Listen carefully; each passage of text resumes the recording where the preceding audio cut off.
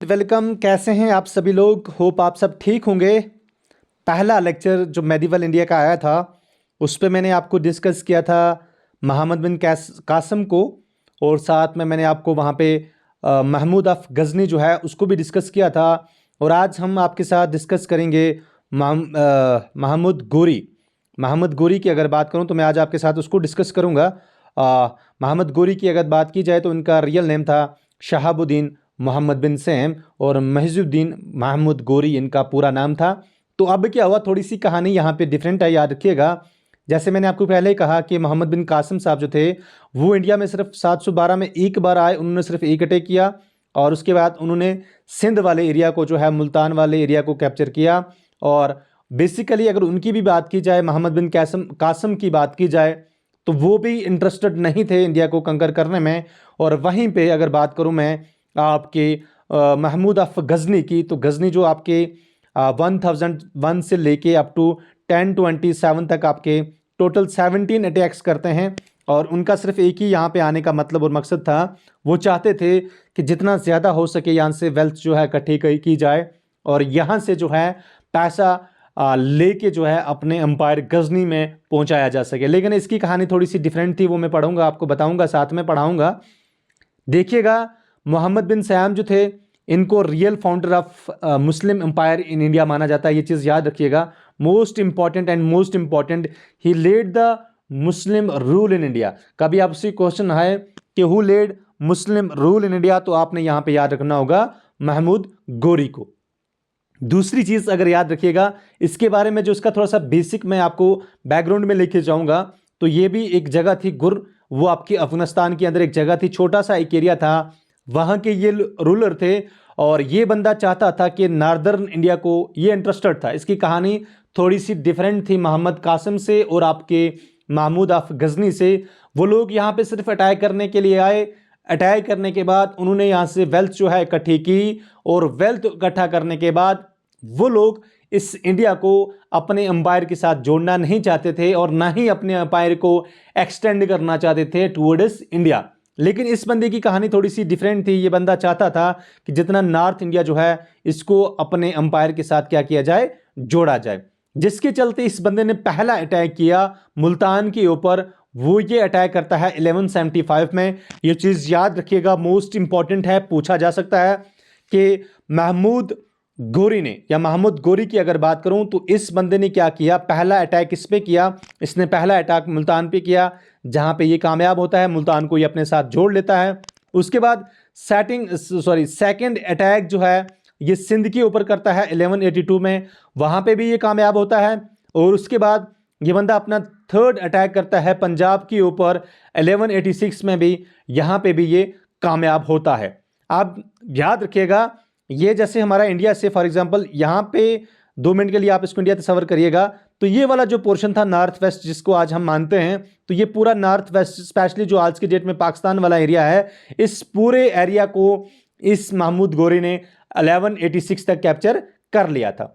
अब क्या हुआ, शाबाश, अब ये बंदा जो था इसकी नजरें अब दिल्ली के ऊपर थी, नॉर्थ इंडिया के ऊपर थी। लेकिन वहां पे क्या था उस टाइम पे, याद रखिएगा, अगर दिल्ली की बात करूं तो दिल्ली में एक बादशाह था जो रूल कर रहा था, जिसका नाम था पृथ्वीराज चौहान थर्ड। ये चीज साथ में मेंशन कीजिएगा, यहाँ पे मैंने लिखा हुआ है पृथ्वीराज चौहान थर्ड यहाँ पे रूल कर रहा था।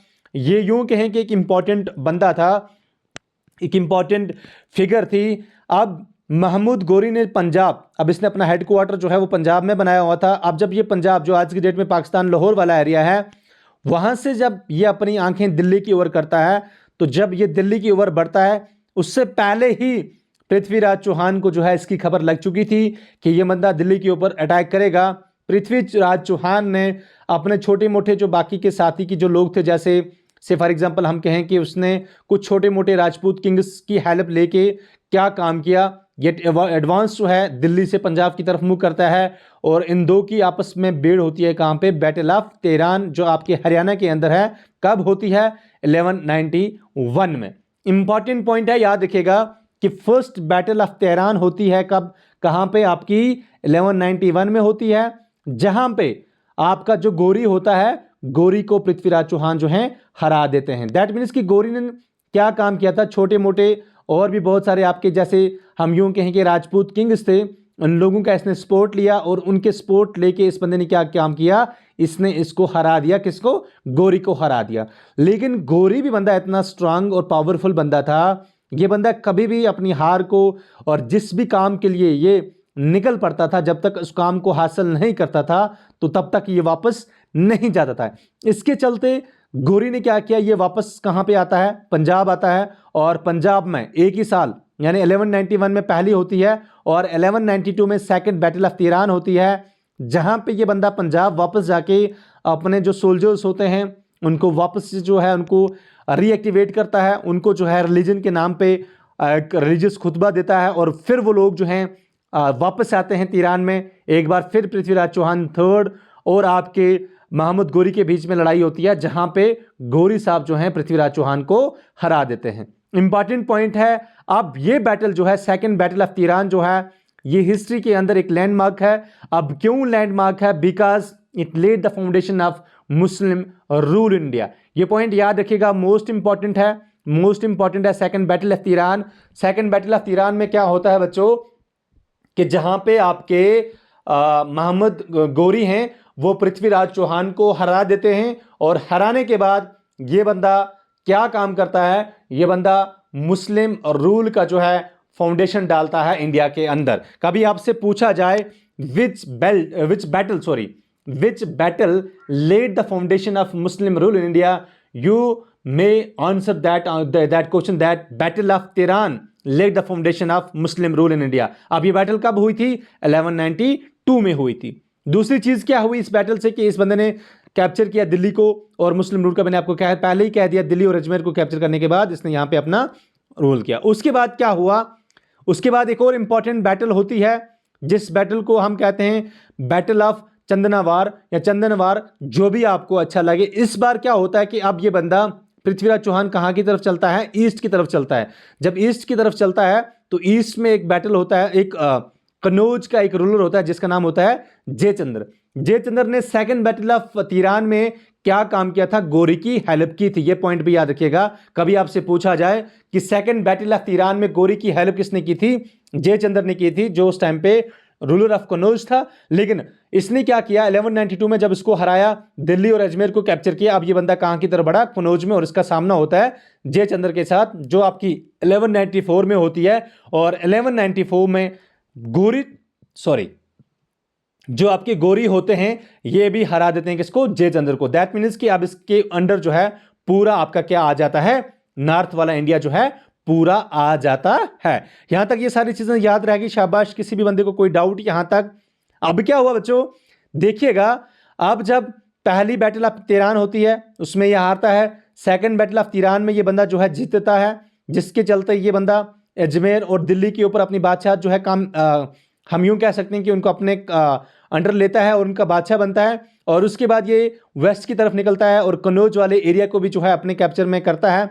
और इसके बाद इस बंदे ने क्या किया, ऑलमोस्ट नॉर्थ इंडिया की अगर मैं बात करूं तो पूरा नॉर्थ इंडिया जो है इसके कब्जे में आ चुका था। अब ये बंदा क्या काम करने लगा, जब इसने नॉर्थ इंडिया को अपने कब्जे में लिया, उसके बाद ये बंदा वापस कहां जा रहा था, गुर जा रहा था। तो क्या हुआ, ये पंजाब पाकिस्तान वाला जो एरिया है वहां पे प्रेयर के लिए रुका, मीन्स प्रेयर कर रहा था। तो ये प्रेयर, वाइल ऑफरिंग प्रेयर, इसको एक ट्राइब यानी खोखान्स कहते हैं, उस ट्राइब को 1206 के अंदर जो है उन्होंने इस पे अटैक किया और इसके चलते इस बंदे की क्या होती है, डेथ हो जाती है। पॉइंट याद रखिएगा कि ये बंदा पहला अटैक जो है कब करता है, याद रखना, पहला अटैक ये करता है आपका 1175 में। उसके बाद ये कब मरता है, 1206 में मरता है। 1175 में इसने मुल्तान और सिंध पे जो है अपना हमला बोला और उसके बाद आस्ता आस्ता लेके 1192 में ये बंदा क्या काम करता है, दिल्ली और अजमेर को भी अपने कैप्चर में, कब्जे में ले लेता है। उसके बाद इस बंदे ने क्या किया, 1194 में इस बंदे ने आपके कन्नौज वाले रूलर को जिसका नाम था जयचंद्र, उसको भी हराता है। और इस तरह से ये बंदा जो है आपके पूरे नॉर्थ इंडिया के क्या बन जाता है, बादशाह बन जाता है। लेकिन क्या हुआ, बादशाह बनने से पहले अभी इस बंदे ने अपने नाम पे ना ही खुतबा पढ़ा था और ना ही इस बंदे ने अपने आप को यहाँ का सुल्तान डिक्लेयर किया था। ये जब वापस जा रहा था, कहाँ, गुर की तरफ जा रहा था, तो पाकिस्तान पंजाब के अंदर इस पे अटैक होता है, जहां पे इसकी 1206 के अंदर क्या होती है, मौत हो जाती है। ठीक है, अब जब ये बंदा इंडिया में कंपेनिंग कर रहा था, इंडिया पे अटैक कर रहा था, तो उस टाइम पे अगर बात की जाए तो इसके साथ कुछ इंपॉर्टेंट यूं कहें कि गवर्नर्स भी थे जो इसके साथ इसकी कंपेनिंग में इसका साथ दे रहे थे। ये क्वेश्चन भी पूछा जाता है। कुतुबुद्दीन ऐबक की बात की जाए तो इसका स्लेव था और इंपॉर्टेंट था। जो इसका कमांडर ऑफ आर्मी था, इसको दिल्ली और अजमेर वाला एरिया जो है ये दिया गया था। उसके बाद एक और इंपॉर्टेंट था जिसका नाम था ताजुद्दीन यल्दौज, जो आपका अफगान और सिंध वाले एरिया का गवर्नर था। उसके बाद नासरुद्दीन कबाचा, ये आपका उच्च पाकिस्तान और पंजाब वाला एरिया जो है वहां का ये रूलर था, रूलर नहीं गवर्नर था। उसके बाद आपका बख्तियार खिलजी जो आपके बंगाल के थे, यूं कहें कि बंगाल के गवर्नर थे। ये चार मेन इंपॉर्टेंट गवर्नर थे किसके, गोरी के। गोरी के मरने के बाद इन चार बंदों ने फर्दर जो आपका यूं कहें कि जो आपका अंपायर था, दिल्ली सल्तनत की जो अंपायर था, इसको ये लोग यहां तक लेके गए। ठीक है, शाबाश। 1206 के अंदर जब ये खबर पहुंचती है दिल्ली के अंदर कि मोहम्मद गोरी को जो है मार दिया जाता है, और उस टाइम पे दिल्ली के अंदर कुतुबुद्दीन ऐबक जो थे वो कमांडर इन चीफ थे या कमांडर ऑफ आर्मी थे। इस बंदे ने क्या किया, जो ही इस बंदे के पास ये खबर पहुंचती है कि कुतुबुद्दीन मोहम्मद गोरी को मार दिया गया है, और ये वाला बंदा जो है कुतुबुद्दीन ऐबक साहब, ये बंदा अपने आप को दिल्ली का सुल्तान डिक्लेयर करता है। ये बात मोस्ट इंपॉर्टेंट है। जब इस बंदे ने अपने आप को दिल्ली का सुल्तान डिक्लेयर किया, याद रखिएगा ये बंदा क्यों दिल्ली का सुल्तान बनता है, क्योंकि जितने भी आर्मी थी ये इसके अंडर थी। जो ही इस बंदे ने अपने आप को दिल्ली का सुल्तान डिक्लेयर किया, तो उस दिन से दिल्ली सल्तनत की क्या पड़ती है, फाउंडेशन पड़ती है। बात याद रखिएगा कि दिल्ली सल्तनत की फाउंडेशन कब पड़ती है, 1206 में। और फिर यही दिल्ली सल्तनत जो है वो आपकी 1206 से लेके 1526 तक रूल करती है, और 1526 के अंदर जो है आपका मुगल अंपायर का रूल इंडिया के अंदर स्टार्ट होता है। कुतुबुद्दीन ऐबक जो हैं ये फर्स्ट सुल्तान बनते हैं आपके किसके, दिल्ली सल्तनत के। याद रखिएगा दिल्ली सल्तनत जो है बेसिकली महमूद गोरी ने ये सपना देखा था कि मैं पूरे नॉर्थ इंडिया को जो है कैप्चर करूंगा, और उसने किया भी। फर्स्ट बैटल ऑफ तिरान लड़ी, सेकंड बैटल ऑफ तिरान लड़ी, बैटल ऑफ चंद्रवार लड़ी, उसने मुल्तान पे अटैक किया, पंजाब पे अटैक किया। ये सारे अटैक करने के बाद वो बंदा 1206 में जब वापस गुर जा रहा होता है पाकिस्तान पंजाब वाले एरिया के अंदर, वो नमाज के लिए रुकता है। उसके ऊपर एक ट्राइब के द्वारा हमला किया जाता है, जिस हमले के चलते उसकी डेथ होती है। और जो ही इसकी डेथ की खबर दिल्ली के अंदर पहुंचती है, तो उस टाइम पे दिल्ली के जो गवर्नर थे, जिनके अंडर दिल्ली और अजमेर वाला एरिया था, जिनका नाम था आपका कुतुबुद्दीन ऐबक, जो उसके स्लेव थे, उस बंदे ने अपने आप को दिल्ली का सुल्तान डिक्लेयर कर दिया। जब उसने अपने आप को दिल्ली का सुल्तान डिक्लेयर किया, तो उस दिन से दिल्ली सल्तनत की फाउंडेशन पड़ती है। जो दिल्ली सल्तनत है वो आपकी रूल करती है बच्चों 1206 से लेके 1526 तक। अब दिल्ली सल्तनत के अंदर कितनी डायनास्टीज ने रूल किया, कौन कौन सुल्तान आए, कितने लंबे टाइम तक उन लोगों ने रूल किया, ये मैं आने वाले लेक्चर में आपको बताऊंगा। उससे पहले जो भी बच्चा हमारे इस चैनल पे नया है वो हमारे इस चैनल को जरूर सब्सक्राइब कीजिएगा, साथ में बेल आइकन का बटन भी प्रेस कीजिएगा, ताकि आने वाले तमाम वीडियोस की जो है अपडेट आप तक सबसे पहले पहुंच पाए।